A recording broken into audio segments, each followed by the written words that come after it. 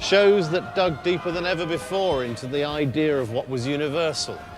Our hopes, our dreams, our joys, our fears.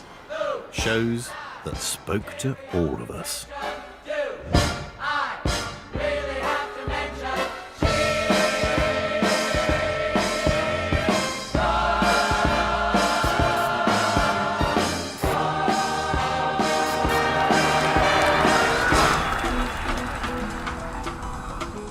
The seeds of the musical revolution weren't sown on Broadway, but just a couple of blocks away on the back streets of New York's Upper West Side.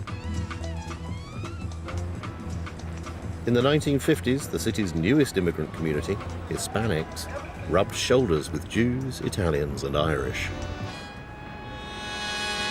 This heady mix of cultures moved to its own beats, stoked by the recent arrival of rock and roll.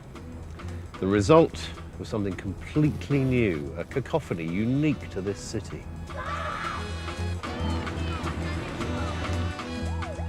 But this dynamic cultural melting pot was riven by ethnic tensions and growing gang violence. Juvenile delinquents, the music of the street, bloodshed and racism. Not obvious source material for a Broadway musical, or not until now.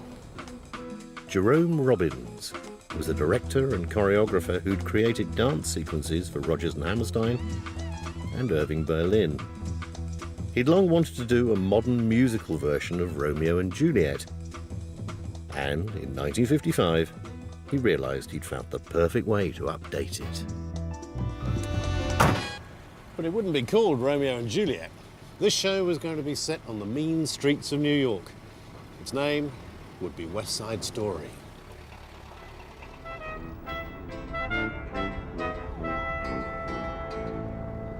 The pressure on immigrants to be American meant that the one story that Broadway's Jews hadn't told was their own. But the Second World War had marked a watershed.